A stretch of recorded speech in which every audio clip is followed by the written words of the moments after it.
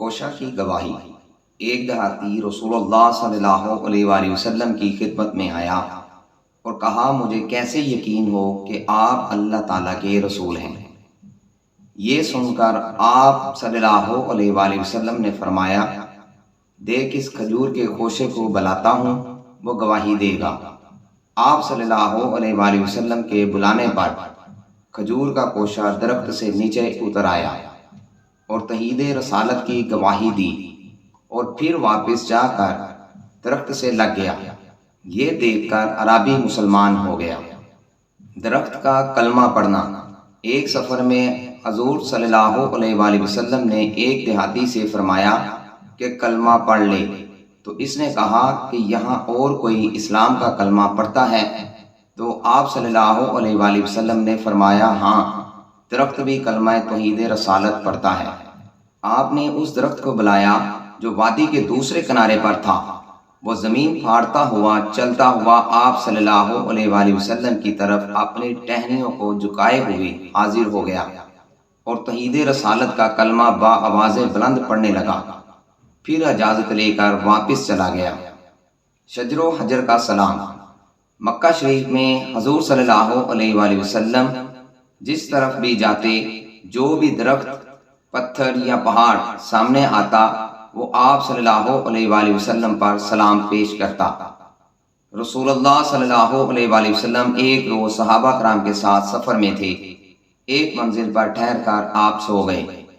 بس اتنے میں ایک درخت دور سے زمین پھاڑتا ہوا آیا اور ٹہنیاں جھکا کر آپ صلی اللہ علیہ وآلہ وسلم پر سایہ فگن ہو گیا۔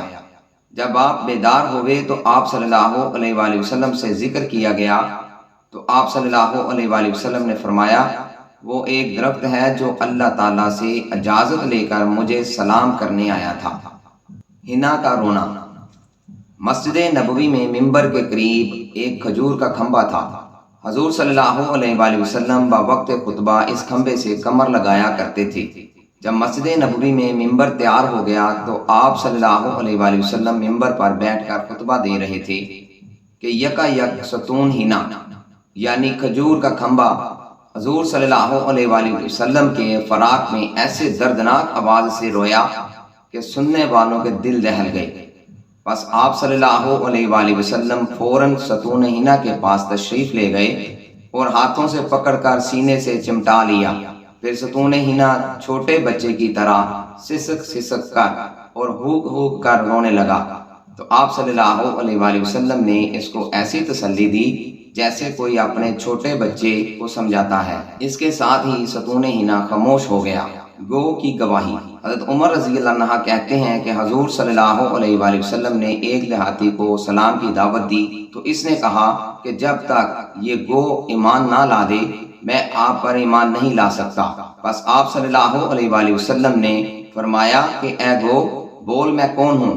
گو نے نہایت فصیح زبان میں عرض کیا، لبیک یا رسول اللہ، یعنی یا رسول اللہ میں حاضر ہوں اور آپ کا فرما بردار ہوں۔ آپ رب العالمین کے رسول ہیں اور خاتم النبیین ہیں۔ بس یہ سنتے ہی وہ دیہاتی مسلمان ہو گیا۔ بھیڑیے کی ہدایت۔ حبان عدس قضائی یہودی چرواہا اپنی بکریوں میں تھا کہ ایک بھیڑیا آیا اور ایک بکری کو پکڑ لے گیا۔ حبان نے بھیڑیے کا تعاقب کیا اور بکری کو چھڑا لیا۔ بھیڑیا ایک ٹیلے پر چڑھ کر بیٹھ گیا اور انسان کی طرح بولنے لگا، حبان میری قسمت کا رزق چھین لیا۔ حبان نے بڑے تعجب سے، خدا کی قسم، ایسی عجیب بات میں نے کبھی نہیں دیکھی کہ بھیڑیا انسان کی طرح بات کر رہا ہے۔ بھیڑیے نے کہا، زیادہ تعجب کی بات تو یہ ہے کہ نبی آخر الزمان مدینہ میں جلوہ گر ہیں اور تم سب کو دین حق کی دعوت دے رہے ہیں اور تم غافل ہو۔ یہ سن کر حبان نے کہا، اگر میں اسی وقت نبی آخر الزمان کی خدمت میں چلا جاؤں تو میری بکریوں کی حفاظت کون کرے گا؟ بھیڑیے نے کہا، میں حفاظت کروں گا۔ اس رب کی قسم جس نے حضور صلی اللہ علیہ وآلہ وسلم کو تمام عالمین کی ہدایت کے لیے بھیجا ہے، میں ان پر ایمان لایا ہوں۔ میری خوراک جو تو مقرر کرے گا اس سے زیادہ نہ کھاؤں گا۔ بس حبان یہودی اپنی بکریوں کو بھیڑیے کی نگرانی میں دے کر رسول اللہ صلی اللہ علیہ وآلہ وسلم کی خدمت میں پہنچا۔ آپ نے حبان یہودی کو دیکھتے ہی فرمایا، حبان بھیڑیا اپنا عہد پورا کر رہا ہے۔ چنانچہ ہبان فوراً مسلمان ہو گیا۔